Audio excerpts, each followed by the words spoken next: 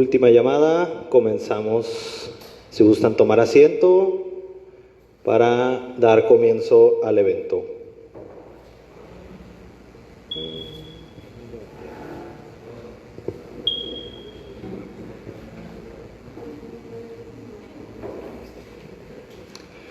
Bueno, ¿qué tal? ¿Qué tal? Muy buenas tardes. Sean todos ustedes bienvenidos una vez más a este segundo ciclo de conferencias de las tardes en el museo. El día de hoy tenemos un evento muy especial acá de nuestro compañero, el licenciado Álvaro Apodaca Mendoza, con el tema de Maestros de la Verdad, Opinión Pública, Sociedad y Moral en San Luis Río Colorado, por el cual les pido un fuerte aplauso, por favor, a nuestro compañero.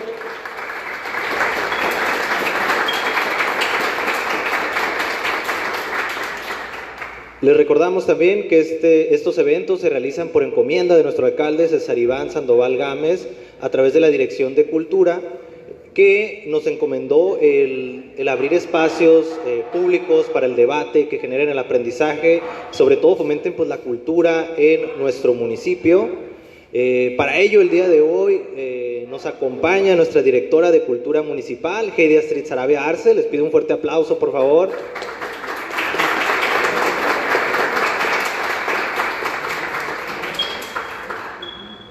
Para comenzar, me gustaría leerles una breve semblanza de nuestro compañero aquí, el licenciado Álvaro Apodaca. Él es egresado de la licenciatura en Historia por la Facultad de Ciencias Humanas, Campus Mexicali, de la Universidad Autónoma de Baja California. Dedicándose principalmente a la difusión, gestión y promoción de la historia, ha participado en la creación y producción de talleres, medios sociales, eventos culturales y conferencias enfocadas en la cultura y la historia local, regional y universal. Dentro del ámbito de la gestión se destaca la colaboración con el Archivo Histórico del Estado de Baja California para la creación del Centro Estatal de Documentación de las Artes. Actualmente se dedica a la promoción cultural en San Luis Río Colorado, donde promueve la historia a través de conferencias y la gestión cultural. Y sin más por el momento, les pido un fuerte aplauso aquí para nuestro compañero y para dar inicio.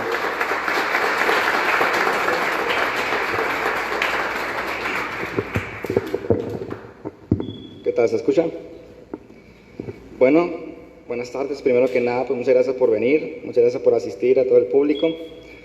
También gracias aquí a la directora por darnos la oportunidad aquí a mi compañero Abraham y a mí de no solo colaborar, apoyar y trabajar, sino también de difundir lo que estamos investigando y trabajando para pues que prolifere la cultura y la historia aquí en San Luis Río Colorado, así que pues muchas gracias. Ya entrando un poquito en materia. Este es un tema muy especial para mí porque fue de los primeros temas que me topé llegando aquí a San Luis, cuando regresé de Mexicali el año pasado. Pues fue uno de los primeros temas que me llamó mucho la atención y sobre todo abonó mucho el hecho de que hayamos encontrado toda una fuente hemerográfica aquí en el Museo Regional que pues tenemos resguardada para un futuro proyecto. El caso es que esta investigación también está planteada como una continuación a una previa conferencia que dimos aquí mismo en el Museo Regional, donde hablamos un poco sobre lo que se encuentra en los periódicos. Como pueden apreciar aquí la exposición temporal que tenemos expuesta, pues son parte de ese acervo que tenemos resguardado, periódicos de los 60s y 70s, y pues todo esto va ligado a la preservación del patrimonio documental, que es muy importante para la región, no solo el patrimonio material, los inmuebles, sino pues también el documental es muy importante para la cultura aquí en San Luis Río Colorado.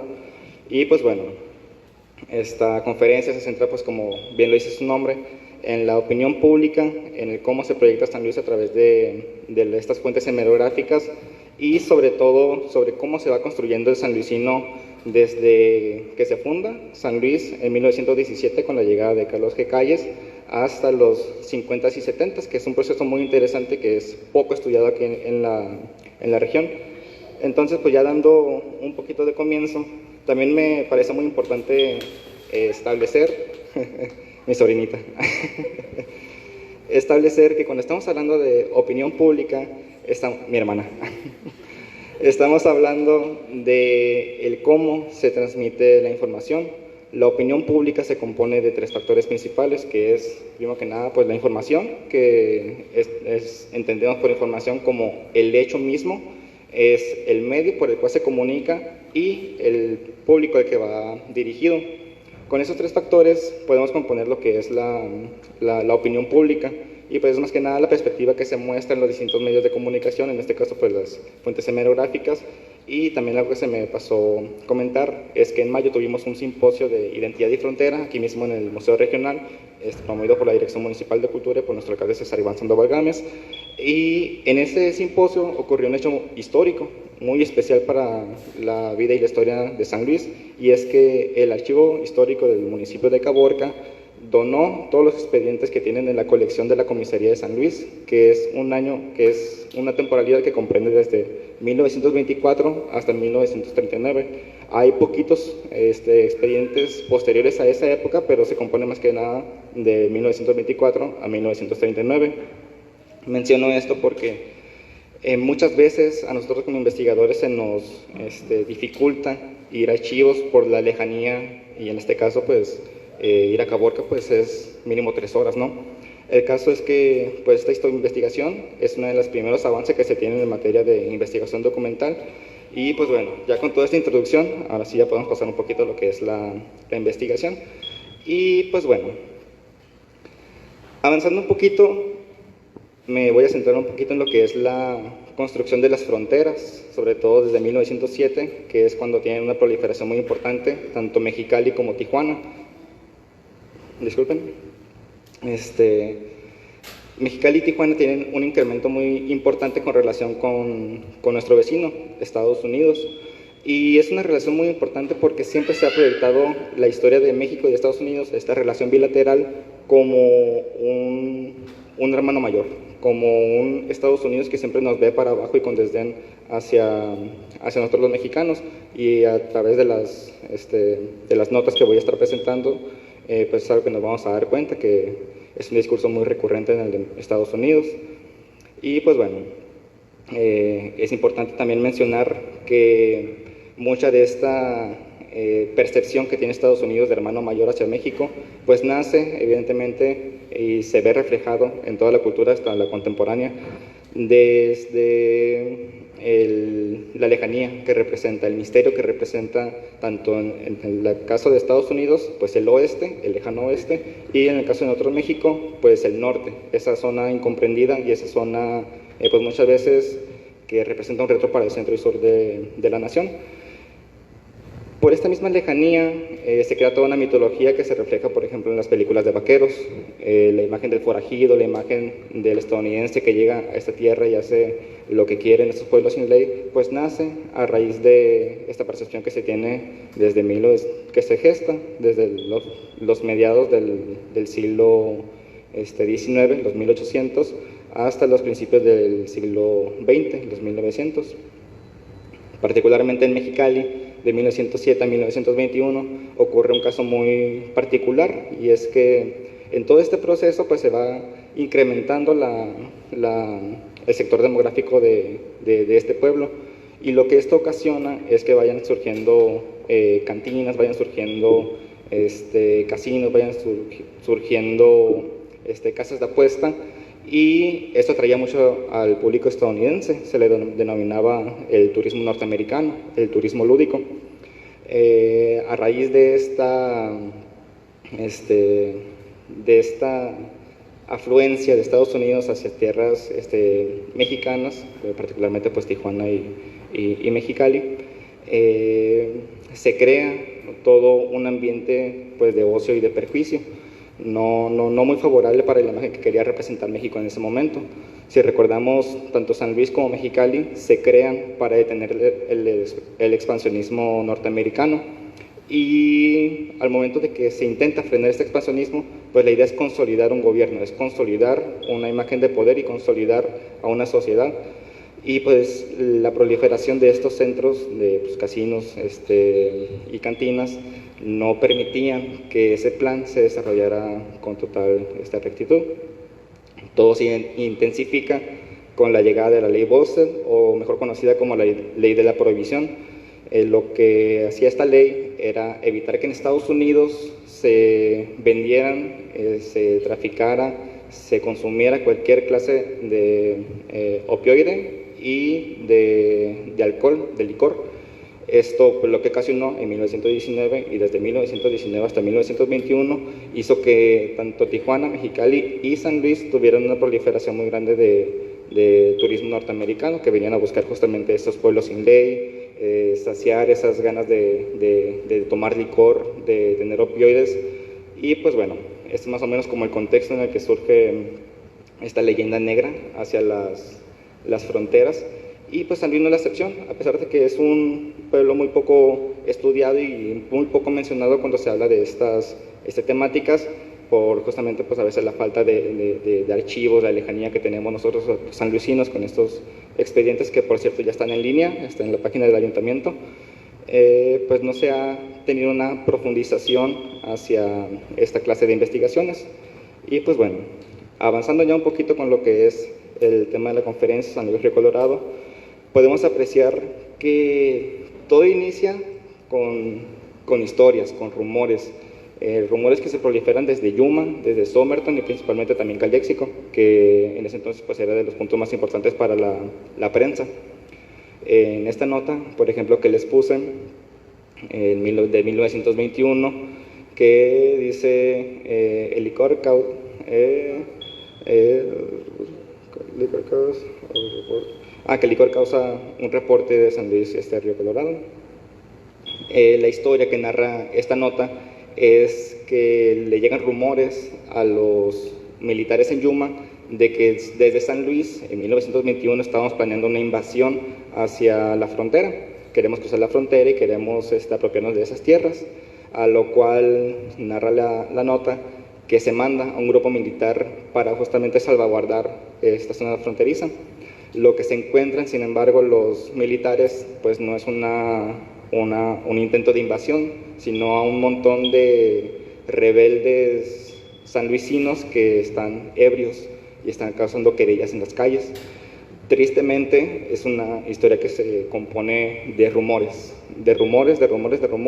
y esto lo que hace, pues más que nada, reflejar cómo se aprecia a México desde Estados Unidos.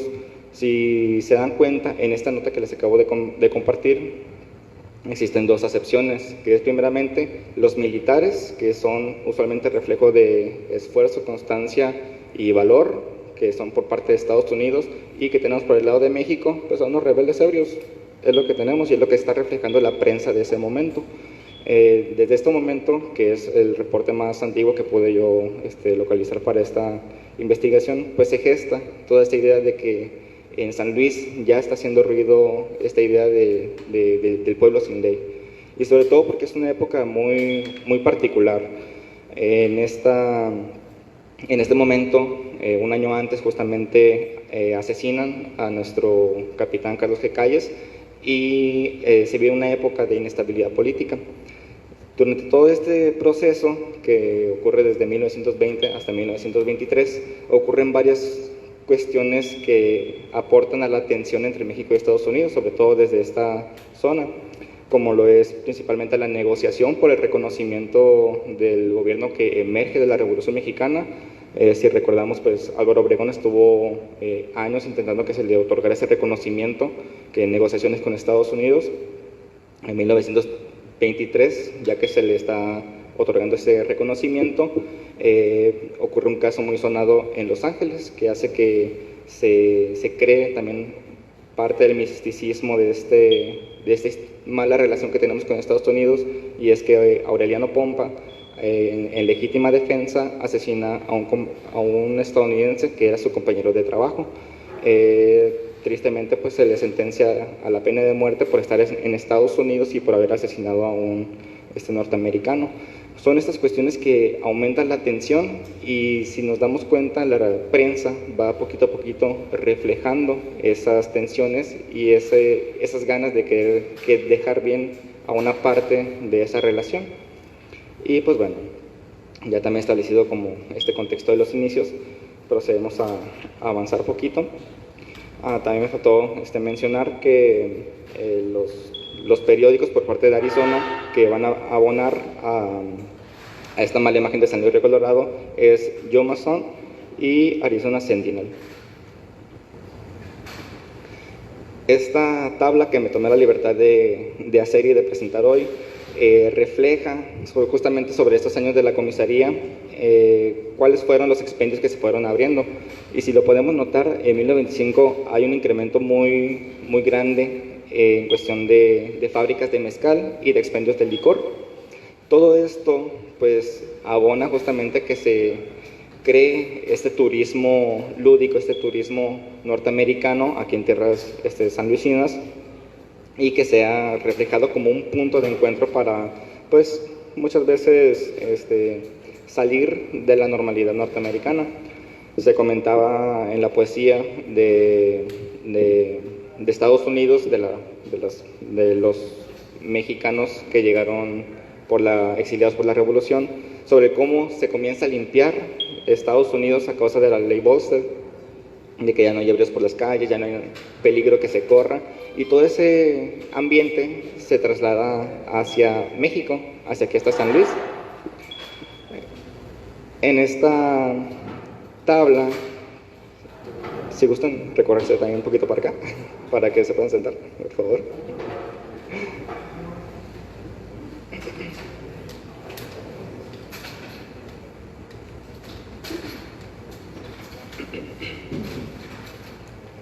En esa tabla tenemos también, por ejemplo, una constante, y es que la mayoría o gran parte de los empresarios y de propietarios que abren estos expendios y fábricas, pues son extranjeros.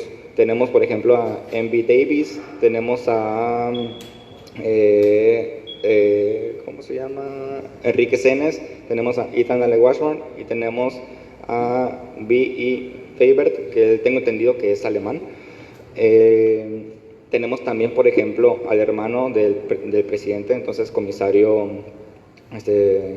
tenemos a Leopoldo B. Burruel, y vamos haciendo esta relación entre el sistema de poder existente en la época, sobre cómo los empresarios pues tienden a ser norteamericanos, extranjeros, y llegan aquí a México a hacer negocio, llegan aquí a demostrar como ese poder.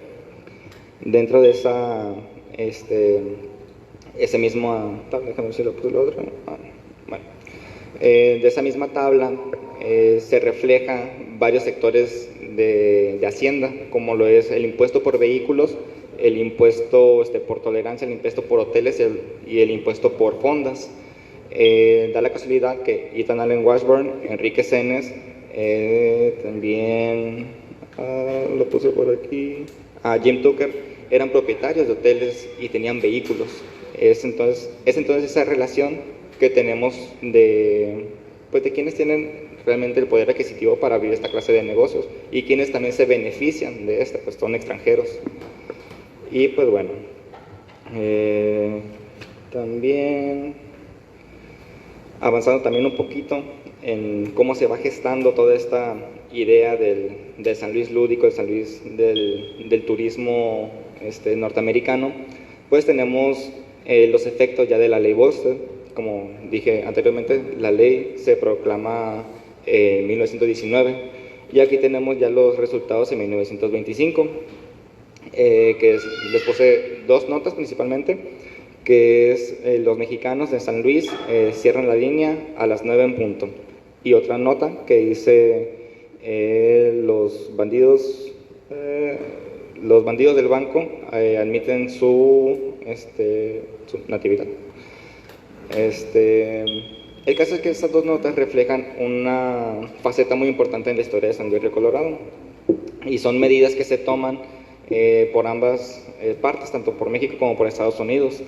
El primer caso que tenemos del cierre de la línea, pues se decide tomar la medida de cerrar la línea a las 9 de la noche y reabrirla a las 6 de la mañana del día siguiente, justamente para que los norteamericanos ya no vengan para acá, ya no tengan injerencia acá, ya no puedan abonar a este ambiente de perjuicio, este ambiente de vicio, porque pues a ellos también les preocupaba de que llegaran para acá y transportaran todo lo que hay acá en sentido de peligro hacia el otro lado de la frontera.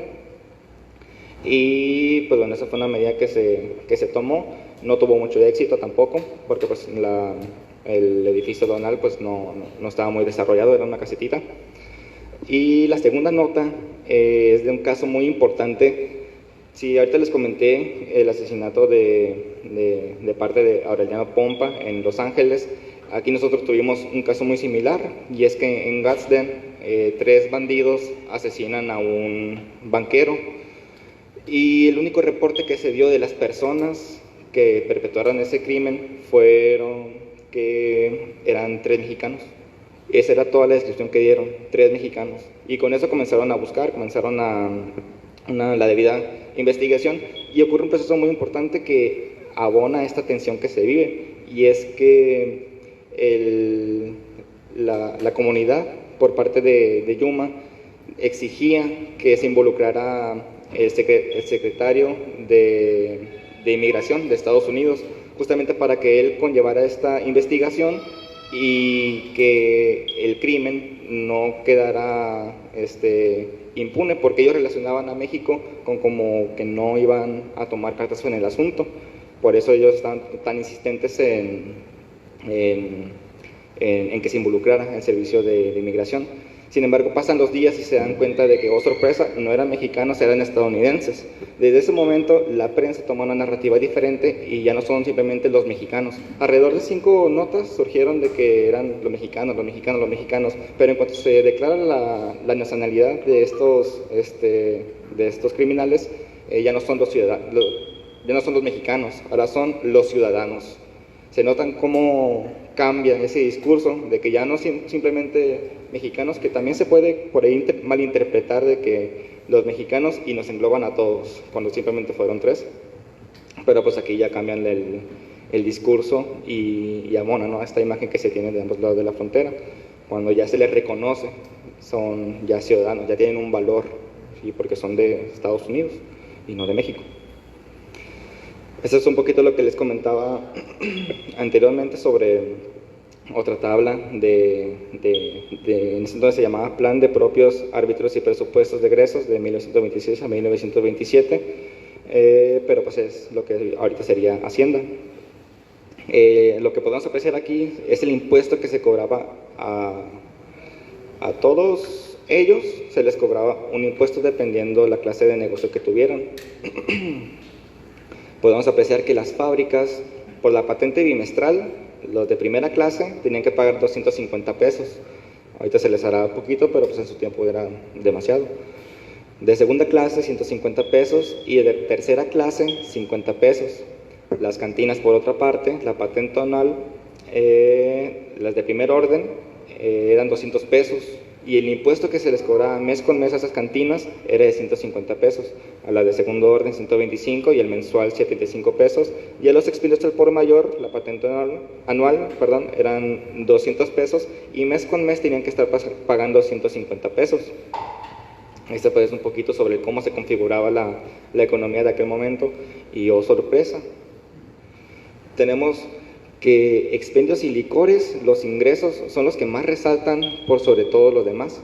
Tenemos el ramo de tabacos labrados, expendio de licores, derecho de degüellos, que es la capacidad que tiene una persona de degollar a una vaca, el impuesto sobre propiedad, el registro de vehículos, que es lo que le comentaba anteriormente, diversiones públicas, ramo de tolerancia, multas, hoteles y fondas y giros mercantiles.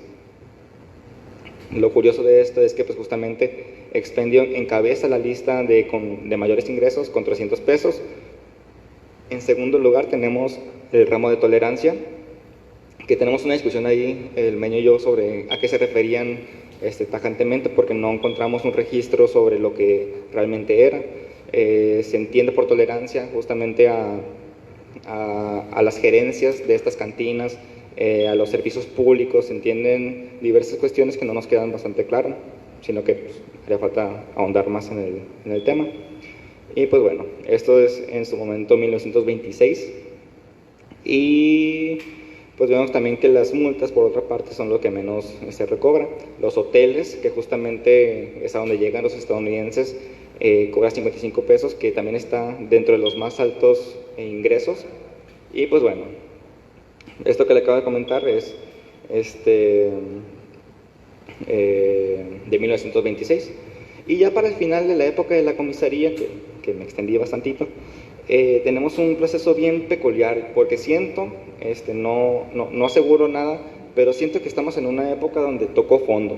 En 1931 ocurre un caso gravísimo para la proliferación de la cultura en la comisaría, y es que el director de la escuela oficial mixta, que en ese momento estaba sobre lo que ahorita es Telégrafos, se le encuentra en horas laborales acudiendo al plantel en cuestión, siendo él el director, en estado de ebriedad, y es una constante. La acción que se toma como se dan cuenta, es porque las vecinas y los vecinos reportaron el caso, hicieron una colecta de firmas y lo mandaron aquí a la comisaría, y ellos lo reportaron hacia la municipalidad de Caborca. Y me gustaría tomar un momento para preguntarles, ¿ustedes cuál creen que fue la penalización de este director por presentarse bastante tiempo a labores ebrio? ¿Cuál dirían? A ver, la compañera. ¿Cuál? No, ¿quién más? ¿Despido? Casi. Les contaron 10% de su sueldo. Esa fue la única medida que se tomó en su momento. Pero caso curioso, siento yo, no tengo la manera de comprobarlo, que esto causó un revuelo muy importante en la comunidad. Porque un año después, en 1932, mucha casualidad que desde 1928 y 1929 se mandaron oficios para pedir que vinieran profesores por parte de Caborca, que se implementaran más útiles escolares, estos 1928 y 1929, y que en 1932 ya tengan el recurso para abrir 5 escuelas. Es una relación muy importante que tenemos que hacer porque, como les comenté, siento yo que este fue el punto en el que tocaron fondo, 1931, y un año después, como para darle solución a este problema, pues decidieron abrir 5 escuelas, justamente para ya comenzar a poblar, comenzar a construir la moral de la sociedad, y comenzar también a hacer un proceso de unión. Decía, por ejemplo, Abelardo L. Rodríguez, que fue gobernador acá del Distrito Norte, 1923 a 1929, que él quería apoyar la educación para justamente eliminar estos trazos de inmoralidad. Si no se educa a la población, no se puede eliminar el perjuicio, y esa fue una de las prioridades por parte de Abelardo L. Rodríguez en su momento, para justamente moralizar Tijuana y Mexicali, y aquí en San Luis no fue la excepción. En 1932 pues se proyecta ya la apertura de 5 escuelas rurales. A ver, iba a comentar algo más por aquí. Sí, que también todo esto se abona a la idea de que en 1928 iba a cerrar un club muy importante en la localidad, que es el International Club.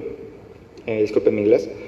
El caso es que se proyecta cerrar, y en una de las notas que surge en el Calexico Chronicle, que es el 3 de mayo de 1928, que es que iba a cerrar ese club. Y me llama la atención que una de las maneras en las que se menciona a San Luis Río Colorado es que, a pesar de que es un pueblo pequeño, es reconocido alrededor de toda la frontera, justamente por el International Club, que es un centro de vicio, venden licores y es un expendio. Entonces se le denominaba también como resort, como centro como vacacional turístico para los norteamericanos, y ya se iba creando esta famita. Pero pues llega este momento en el que les comento que ya se toca un poco fondo, y también ya para el final de la época de la comisaría ocurre un proceso muy importante, y es que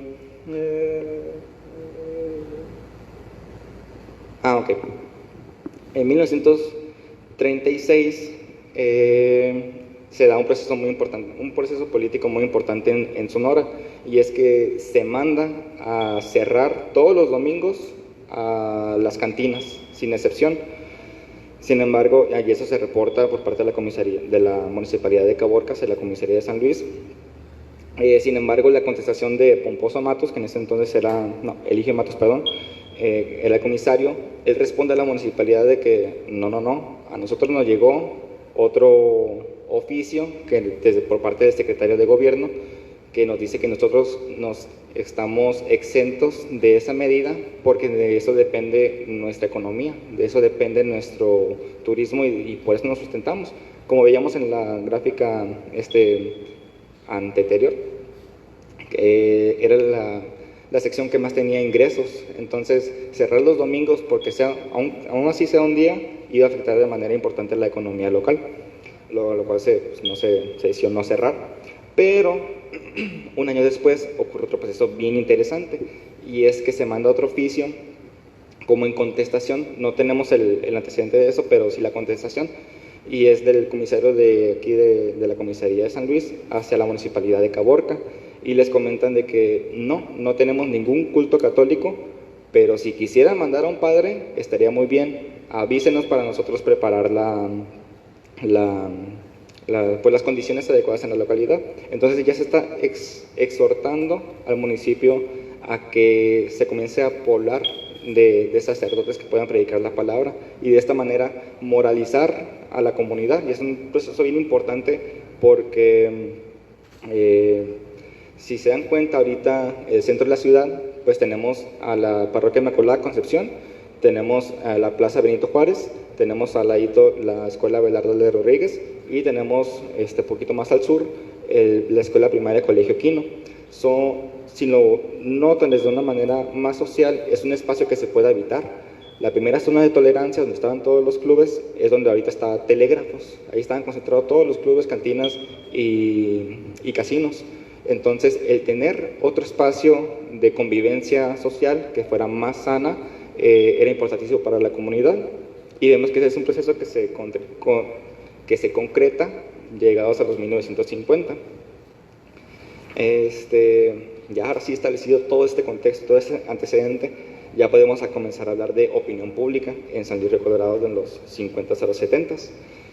En 1950 ocurre un proceso bien interesante y bien importante para la comunidad, y es que surge La Voz de San Luis, uno de los primeros periódicos de la localidad que en su visión, en su misión de ser, estaba pues justamente abonar a la cultura de San Luis, a que la palabra se pudiera difundir y sobre todo que se pudiera leer. En ese entonces pues no se tenían recursos para una gran imprenta dentro de la localidad, por lo tanto la aparición de un periódico es un hecho histórico en ese entonces, pues en San Luis de los 50s. Y fíjense bien esto que les comento de que es para abonar a la lectura, a la cultura y todo esto, porque en esa misma época se proyecta crear una Liga de la Decencia aquí, y como su nombre lo dice, es una asociación creada para construir la identidad y la moral del ciudadano, en este caso del sanluisino.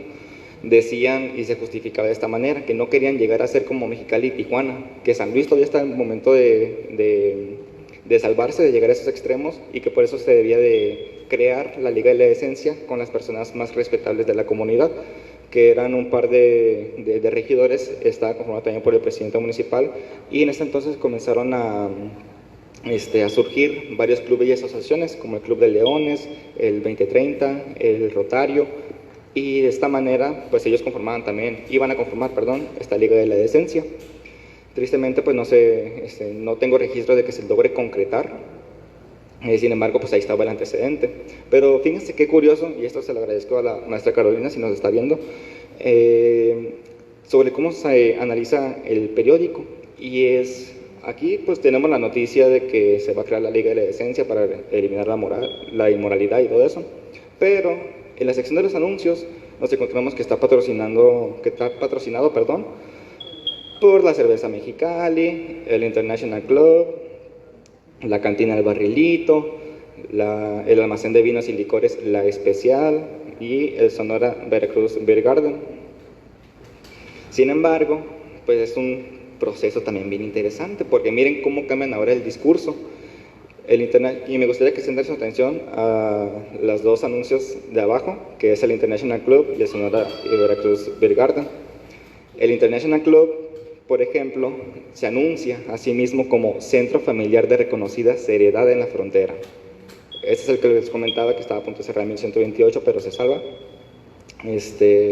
y ya cambian el discurso de cómo se anuncian. Ya no representan lo inmoral, ya no representan lo malo, sino que ahora representan a lo familiar. Por su parte, el Sonora y Veracruz Beer Garden se anuncia a sí mismo como un centro de absoluta moralidad. Es una frase bien importante porque pues sí se dan cuenta sobre esta doble moral que se está manejando en la época. Es una doble moral que manejaron los estadounidenses en su momento con la apertura de estos centros de vicio, y de que no lo querían ellos en Estados Unidos, pero de todos modos era el público principal. Y aquí pues está manejando más o menos de la misma manera, pero pues ahora desde el lado mexicano, sobre que ya son centros de familiares y de absoluta moralidad, cuando pues tenemos entendido que en la mayoría de los casos es todo lo contrario. Esto nos lleva a justamente la Feria del Algodón, que por cierto va a regresar este año. La creación de la Feria del Algodón. Y justamente se crea con la intención de...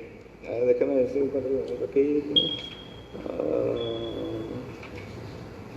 porque eso sí se los tengo que leer.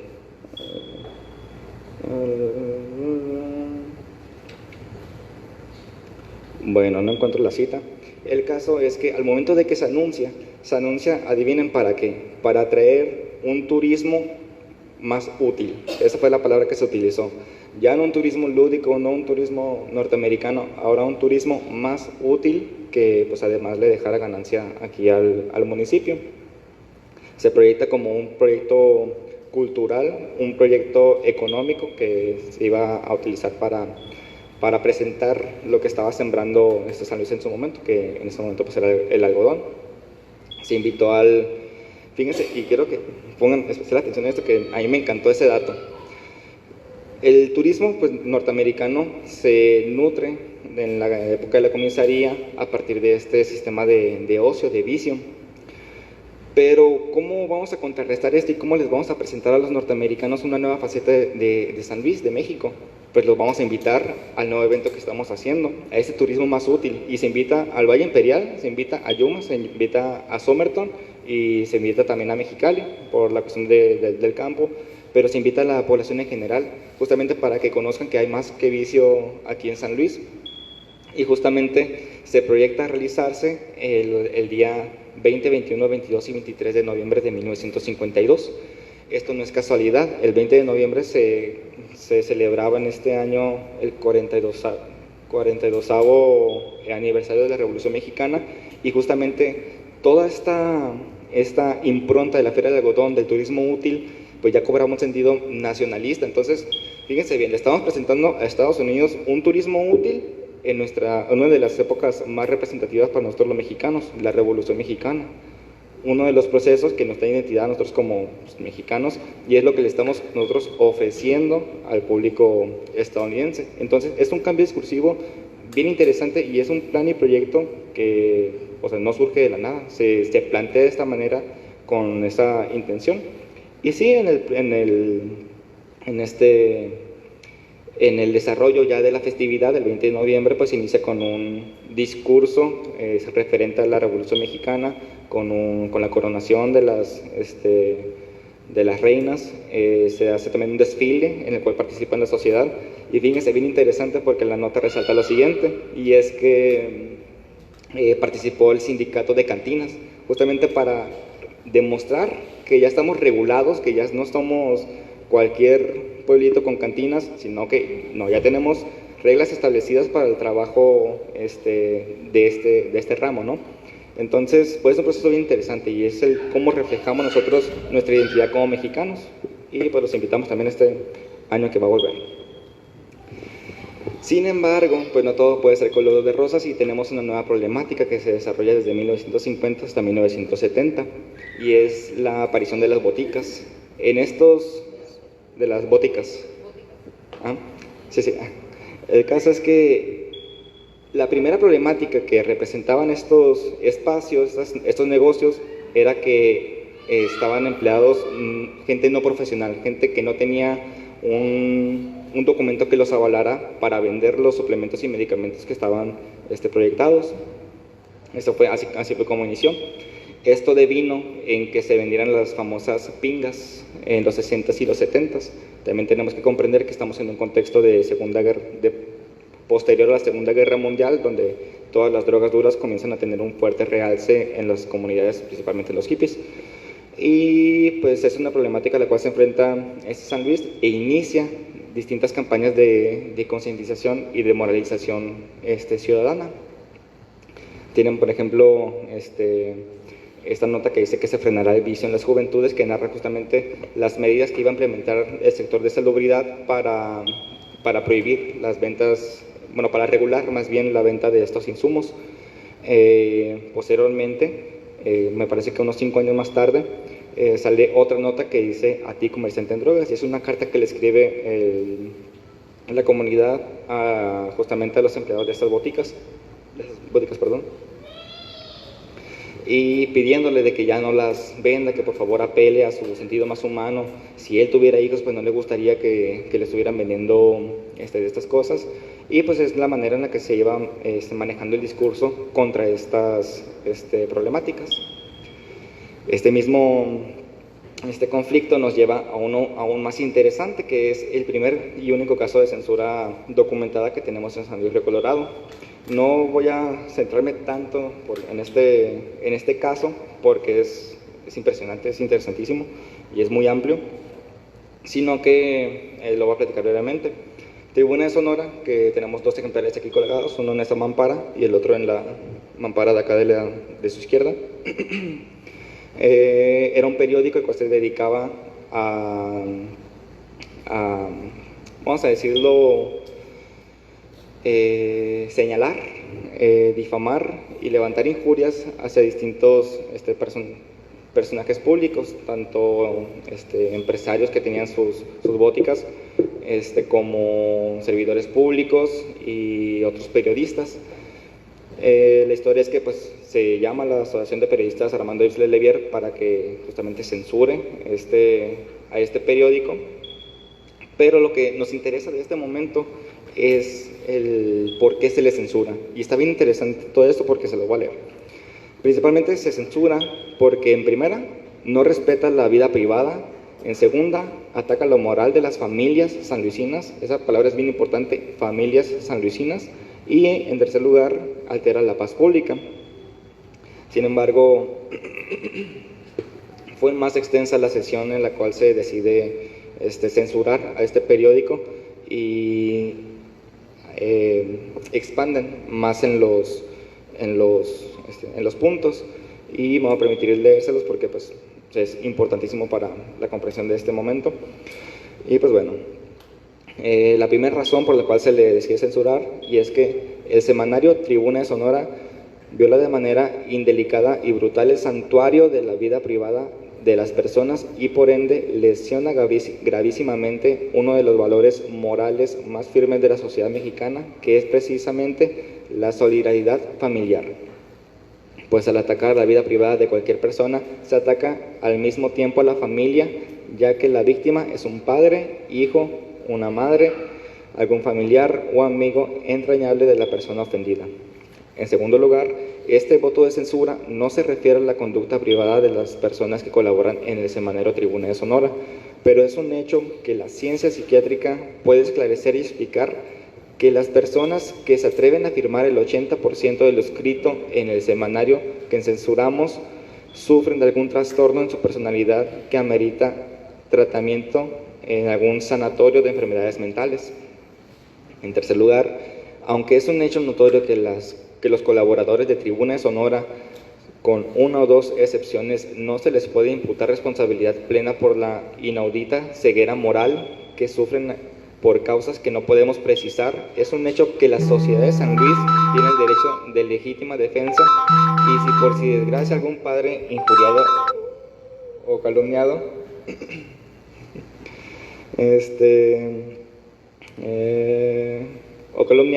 gravemente realizará un hecho de sangre en perjuicio de las personas de los victimarios, sería una consecuencia inevitable, una provocación escandalosa que en cualquier comunidad gobernada hubiera sido imposible. Se firma justamente este acuerdo en esta junta de la Asociación de Periodistas Armando Ives Levier, y nos refleja sobre el cómo se percibe la moralidad de ese entonces, sobre cómo se comienza a estipular que la familia es la base de la sociedad, sobre cómo se debe de guardar, y utilizan una palabra bien interesante que es el santuario de la comunidad. Hacer esta mezcla entre esto que les mencionaba de que pues, quisieron mandar a un padre para acá, pidieron que se mandara un padre, la construcción de la parroquia, pues permea dentro de toda la sociedad y nos refleja ya ese sentido de moralidad, ya como un pilar fundamental para el espacio público, los vecinos y pues en general la moralidad de la época. De esta manera es como se comienza a retratar ya a San Luis entre los 60s y 70s. Tristemente no hay conclusiones, hay consideraciones finales, sin embargo, porque algo que comentaba aquí con el Meño cuando estábamos hablando de de esta investigación, es que es un tema muy vasto y de que antes de finalizar una investigación de esta clase, una investigación seria, pues hace falta no solo demasiado trabajo de archivo, sino que mucha investigación previa, mucho trabajo previo de consulta, de investigación, que para este momento pues me impide a mí terminar esta investigación, no solo porque las fuentes pues no son muy extensas, sino porque en San Luis no se ha proliferado una cultura de la historicidad, de la historiografía. No existe como tal un estudio crítico fuerte, reflexivo sobre lo que es la historia de San Luis. Y también principalmente por eso no pude como basarme mucho en previas investigaciones, sino que tuve como que rascarle desde lo que conocíamos y fundamentarlo lo más que se pudiera. Las líneas de investigación también que surgen de este tema y que pues también les tocará a las nuevas generaciones, a los estudiantes que están aquí presentes, pues son demasiadas. La historia del periodismo, la historia de la lectura, la historia cultural, investigaciones sociales, investigaciones sobre las zonas de tolerancia. Es un sinfín de temáticas que se pueden abordar. También la época de la comisaría está muy poco explorada, pero si algo puedo aportar con esta investigación es el cómo se va construyendo. Es un esbozo, más que nada, es la manera en la que los trazos que se fueron dando para la construcción del sanluisino. Ya tenemos, por ejemplo, las festividades, que también es una línea de investigación, las festividades, la apertura de nuevos negocios, que también es importantísimo para la comprensión de San Luis, y sobre todo también del espacio público. Y yo más que nada me gustaría aportar eso y que se lleven eso de cómo se va formando el espacio, la comunidad y la sociedad en el San Luis desde la comisaría hasta inicios de los 1970. Por mi parte sería todo, pues muchas gracias por venir.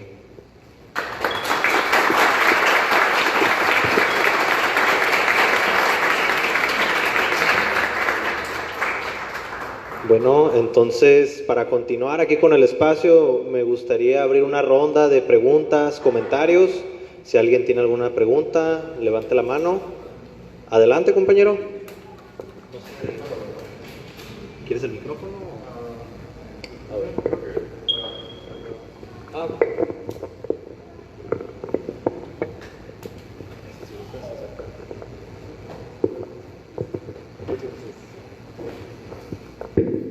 Hola, buenas tardes. Yo quisiera agradecer al ponente, en primer lugar, por compartir esta investigación con nosotros. Definitivamente es una manera muy interesante de explorar la historia aquí en San Luis.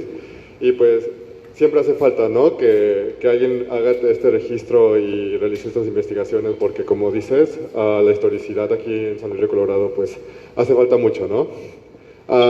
Yo lo que noté, como a la mitad de tu ponencia, un cambio, ¿no?, que ocurrió del carácter del discurso de los inicios, ¿no?, en la década de los 20, 30, ¿no?, y algo posterior, ¿no?, los 40, 50, hiciste ahí un remark acerca del cambio de discurso, y a mí lo que me gustaría saber es como si tú has ubicado alguna transformación más amplia en la sociedad sanluisina que podría explicar este cambio en el discurso, ¿no? Por ejemplo, yo pienso en la reforma agraria que ocurriría a finales de los 30. Me gustaría saber si tienes como que algunos indicadores de cambios en la sociedad sanluisina a causa, ¿no?, de la reforma agraria y la transformación de la economía local. Gracias.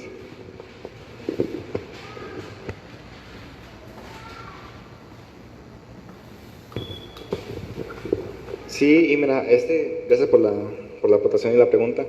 Este es un tema, sí, bien interesante y es otra línea de investigación justamente. El hecho de que hayan habido distintos procesos migratorios, no solo en San Luis, sino en general en el norte, es algo que aportó a la proliferación de la cultura de las localidades, ¿no? En una primera instancia, pues los exiliados de la Revolución, que eran en su mayoría librepensantes y escritores, poetas, periodistas, creó una primera generación de gente que vino a poblar la frontera.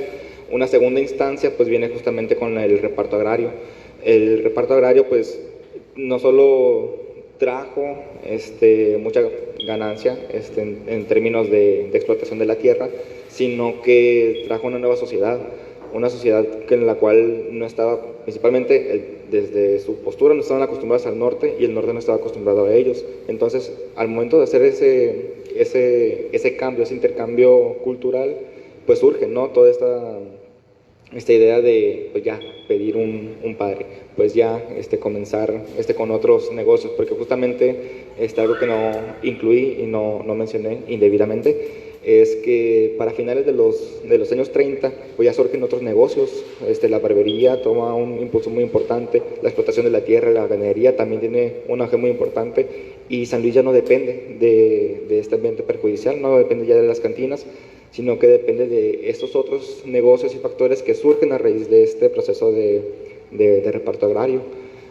Un posterior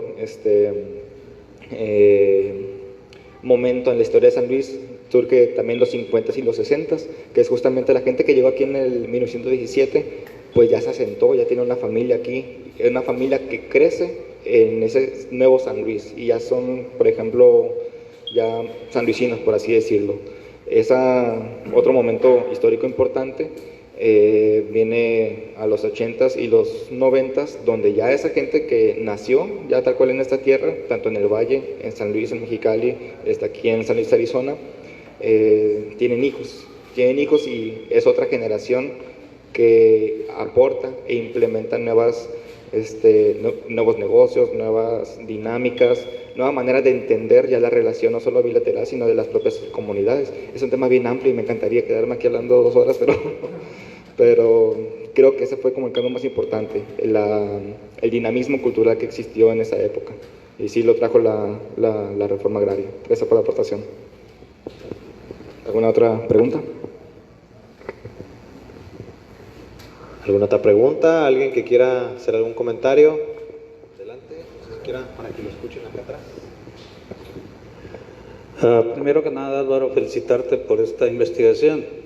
Es muy complejo, porque al ser una población realmente nueva, que creció en el último siglo, los fenómenos generalmente se tienen que ver aparte, ¿no?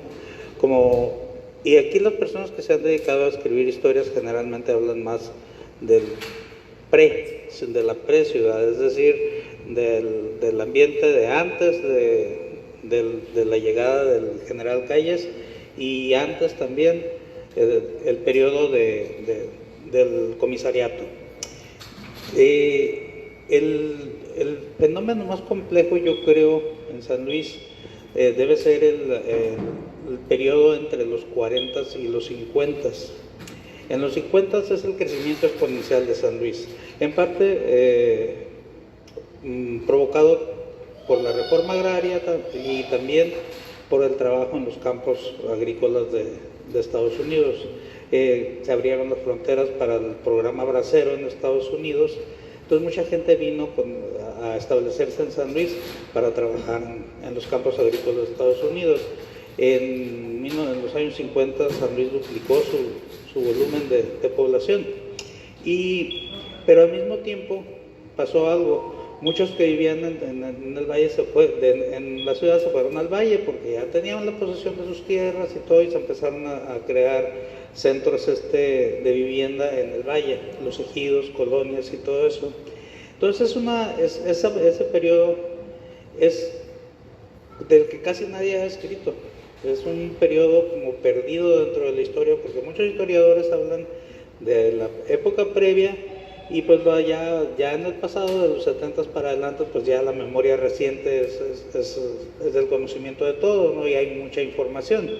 Pero ese periodo de los 40 o 50 es muy oscuro. Entonces, tú lo tocaste así, levemente, porque es imposible hacerlo de una manera global. Tienes que enfocarte en cada uno de los temas. Uno es el ámbito agrario, otro es el ámbito turístico, otro es el comercial, otro es incluso el deportivo tiene que ver. O sea, son muchos factores sería una charla demasiado larga. Felicidades, Álvaro.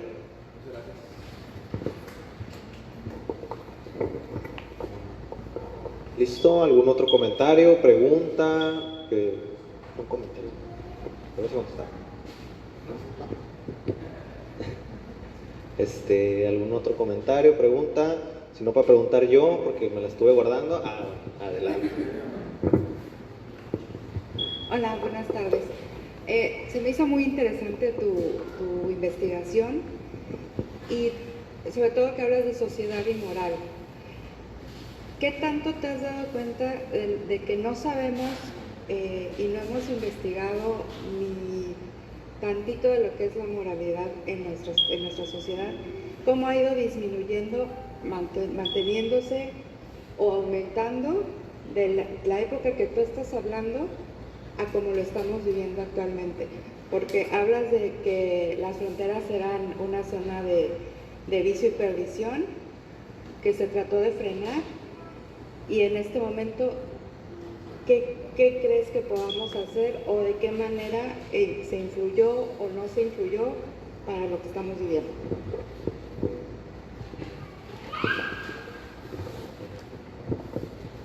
Muchas gracias por la pregunta. Me parece que hay un avance muy notable, sobre todo en ámbitos de educación y de cultura, sobre todo también en materia de sociedad. El hecho de que se hayan creado secretarías, sectores, ramos ya determinados, específicos en pro del apoyo de ciertos sectores, tanto minoritarios como mayoritarios, pues abona, ¿no?, a que la moralidad, ya tengamos tiempo más bien de preocuparnos por la moralidad. También un factor que me voy dando cuenta y que no lo puse en la investigación es que en ese momento pues las comunidades no tenían tiempo para preocuparse sobre la moralidad. Si principalmente las cartas que se mandaban, los oficios, eran de familias, pero de madres de familia, no era tanto de padres de familia. Entonces eso nos habla de que por una parte pues el padre está en el campo, está laborando, y la madre, que es quien se queda en casa y ve todo ese ambiente, pues nos habla sobre cómo en ese momento no se tenía tiempo para preocuparse de esas cuestiones. Es también un poco como esta discusión que se tiene sobre la filosofía, de que son personas con demasiado tiempo libre como para sentarse a pensar. El caso es que el hecho de que se hayan desarrollado nuevas herramientas, nuevos sectores, nuevas secretarías, pues ya nos da tiempo a nosotros como personas ya comenzamos a preocupar por esos sentidos, que creo que sí se han implementado buenas y grandiosas medidas en cuestión de, como le comento, educación, la nueva escuela mexicana, de cultura, los sectores, por ejemplo, acá en Baja California acaban de crear la Secretaría de la Inclusión, la Secretaría, ¿cómo le llaman? Era de inclusión, pero no me acuerdo cómo se llama la de la mujer. Vamos a ponerle Secretaría de la Mujer, lo cual está mal que no me sepa el nombre.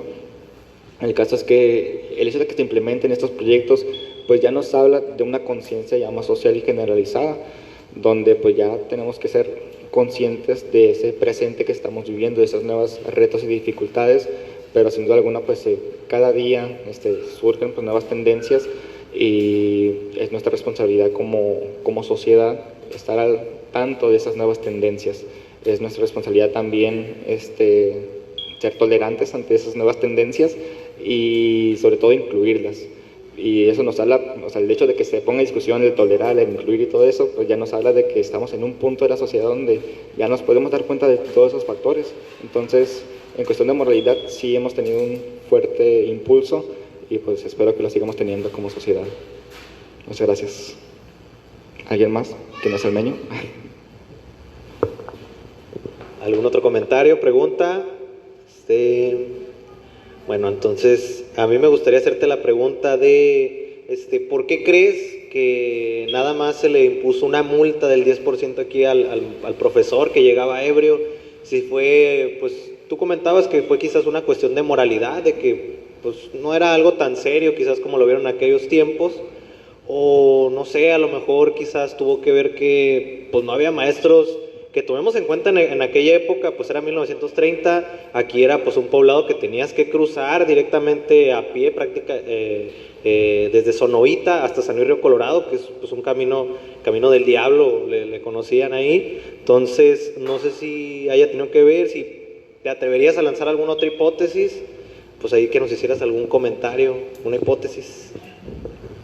Sí, yo creo que es la combinación de ambas, porque como les comentaba, en 1928 y 1929 se manda un oficio a la Municipalidad de Caborca justamente para que manden útiles, y eran ya reclamos, ya exigiendo, porque no se les mandaba, no se les hacía caso, y nomás había 2 escuelas en esa época. En 1930 pues se comienza a apoyar más a la educación, pero desde 1928 y 1929 pues tienen esta problemática de que no hay personal capacitado, no hay útiles, no hay condiciones laborales. Entonces me parece que no se podían dar el lujo de despedir a un personaje tan importante como lo era el director de una escuela.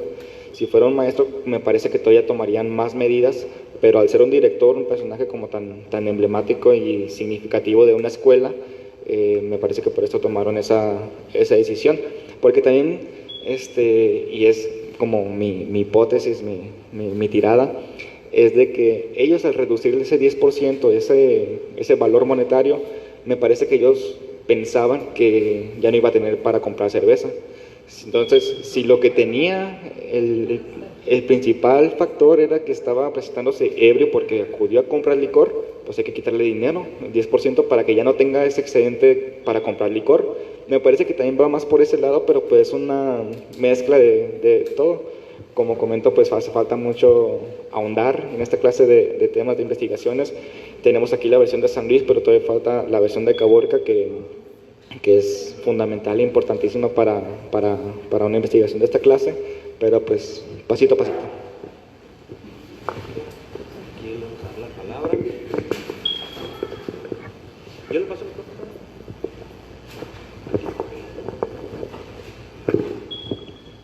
Muy buenas tardes a todos. Mi nombre J. Jesús Rincón Retana.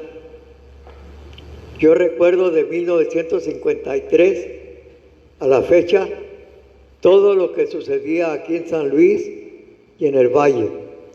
Y yo les puedo precisar fechas de muchas cosas que a veces no nos acordamos. Felicito a toda la gente involucrada para invitarnos a estas reuniones y sobre todo felicitaciones por la reseña histórica de San Luis. La cuestión de casinos y compañía fue alrededor entre 1934 y 1936 en la ciudad de Tijuana. A mí me gustaba escuchar a los adultos mayores, pero del 53 a la fecha, en 1956 entré al Colegio Quino, al Kinder, y de ahí cada vez en las tardes me salía a recorrer San Luis, a leer los comercios para aprender a leer. Yo aprendí a leer más en el campo, en conocer los comercios, más que en la escuela. En la escuela nos dan mucha cultura y hay que aprovecharla. La mejor manera de una persona es leer. Y esto que estamos viviendo ahorita es una recopilación de ciertos datos que hay que siempre estar leyendo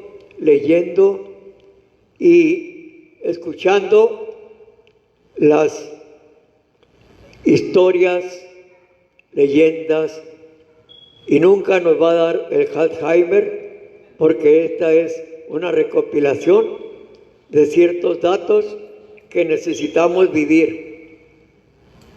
Aproximadamente en 1957 yo entré a ser acólito de la Inmaculada Concepción. Éramos 26 acólitos, entre ellos estamos 6 o 7 que todavía vivimos. Entre ellos está, que todavía vive, el licenciado Raúl González Valenzuela, y otros que andan por ahí, y otros que ya fallecieron. Así es de que estamos a la orden cuando quieran que platiquemos de esos momentos de la retroalimentación cultural. Antes de la Feria del Algodón hubo la Feria del Atecate, que se sucedía estar en los años 50 y 60 alrededor del Parque Benito Juárez. Y en los años 70 fue cuando empezaron ya a organizarse con un programa de la Feria del Algodón aquí en San Luis. Pero ya desde antes lo habían planeado. Así es de que si alguien quiere anotar mi número de teléfono para consultas, estamos a la orden. Tuve yo que ausentarme en 1967 porque me fui a estudiar del 67 al 88 fuera de San Luis con beca de estudios. Así es de que estamos ahí a la orden.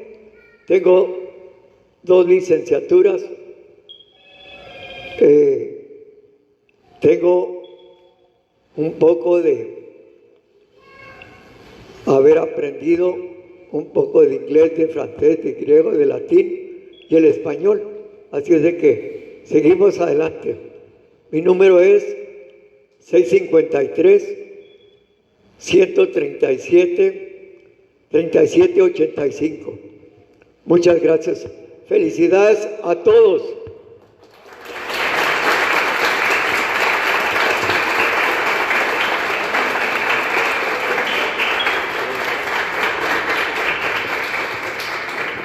Bueno, aquí muy agradecido aquí con los comentarios del profesor. Pues aquí nos dejó una encomienda aquí para todos los jóvenes, y pues con esto doy por finalizada aquí la ronda de comentarios, preguntas, y para ya finalizar el evento, aquí nuestra directora, le voy a dar la palabra. Un fuerte aplauso por favor para nuestra directora.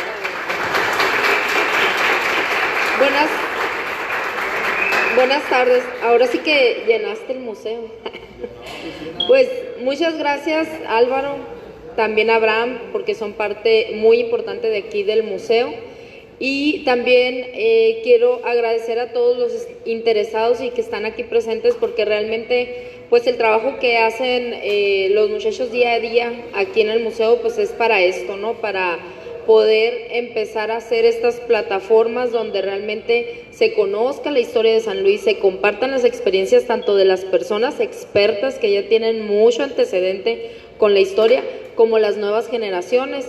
Y es una mezcla muy importante que es la que se quiere hacer aquí en la Dirección de Cultura Municipal. Por encomienda de nuestro alcalde César Iván Sandoval Gámez, pues este espacio es de suma importancia porque siempre se comenta que todo se empieza por las bases. Si uno no tiene la lectura, la cultura, la educación, pues realmente no puedes llegar a ser un buen ser humano y pues si no eres un buen ser humano no vas a ser un buen ciudadano. Entonces es parte importante el tema de que todos ustedes estén aquí interesados y presentes, porque eso quiere decir que ustedes quieren realmente ser buenos ciudadanos, y el hecho de ser buenos ciudadanos pues hace un muy buen San Luis.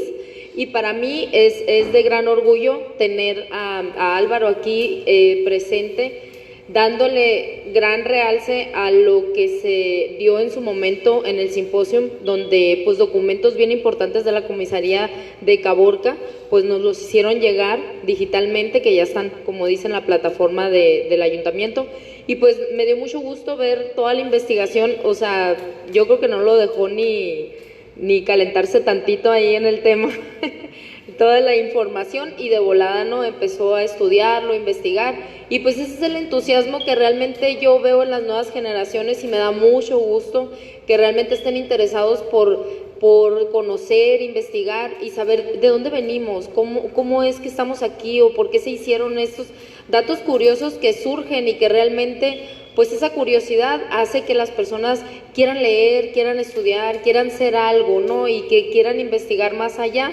Pues eso me da mucho gusto a mí, porque realmente se nota que se está haciendo un buen esfuerzo, que se está haciendo un trabajo arduo para que realmente pues las familias sanluisinas pues salgan adelante, ¿no? Entonces, pues realmente el eslogan de nuestro ayuntamiento es hagamos que suceda por amor a San Luis, y pues realmente pienso yo que sí lo estamos logrando. Y pues gracias a todos ustedes por estar presentes nuevamente, y pues un aplauso nuevamente a Álvaro. Gracias.